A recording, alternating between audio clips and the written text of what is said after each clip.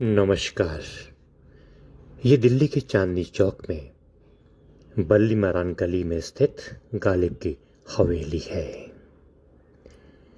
ये हवेली गालिब को उनकी शायरी के मुरीद एक हकीम ने उपहार के रूप में दी थी। गालिब ने अपनी इसी हवेली में अपने जीवन के आखिरी 9 साल बिताए थे।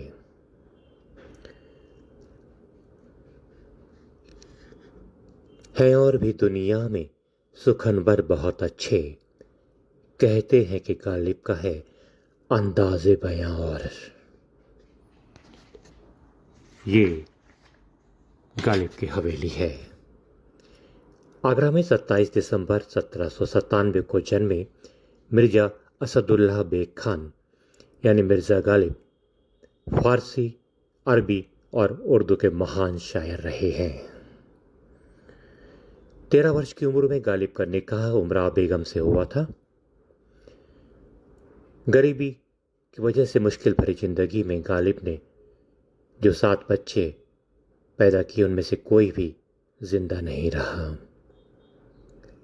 महंगी शराब और खाने पीने के शौक ने गालिब को एक बहुत बड़ा कर्जदार बना दिया था। दिल्ली के बहादुर शाह जफर से गालिब के बहुत अच्छे ताल्लुकात थे।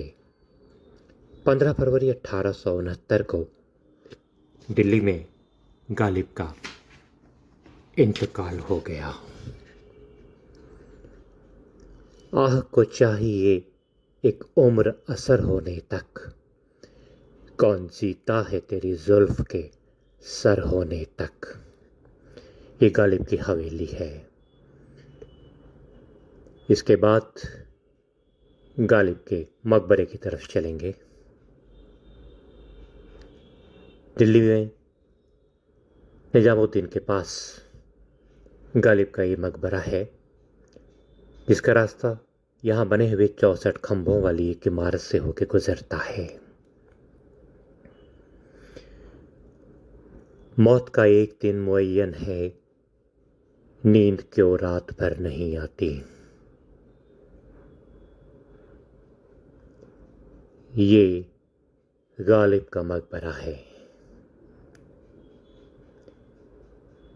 64 खंभों के रास्ते भीतर जाने पर हम गालिब के मकबरे की तरफ पहुंचेंगे। आह को चाहिए एक उम्र असर होने तक, कौन जीता है तेरी जुल्फ के सर होने तक। ये गालिब का मकबरा है। मकबरे के बाहर लगी एक खूबसूरत पट्टी जिस पर गालिब का पसंदीदा शेर लिखा हुआ है। गालिब ने इश्क को जिया और इस मकबरे के आसपास और भी अन्य कई कब्रें हैं, जिसमें गालिब की बेगम, उनके ससुर और उनके भांजे की कब्र भी हैं। यूँ तो इस पूरे परिसर में बहुत सारी कब्रें हैं, लेकिन समय के साथ साथ एक बहुत सी कब्रें आज गुमनामी के साये में हैं। बस के दुश्वार है हर काम का आसान होना, आदमी को भी मयस्सर नहीं इंसान होना। ये गालिब की कब्र के आसपास का इलाका है, जहां और भी कब्रें बनी हुई हैं। गालिब कहते हैं कि मेरी किस्मत में गर गम इतना था, दिल भी यारब कई दिए होते। हमको मालूम है तगाफुल न करोगे, लेकिन खाक हो जाएंगे हम तुमको खबर होने तक। गालिब का ये मकबरा आज सरकारी धरोहर है। वीडियो देखने के लिए बहुत बहुत शुक्रिया।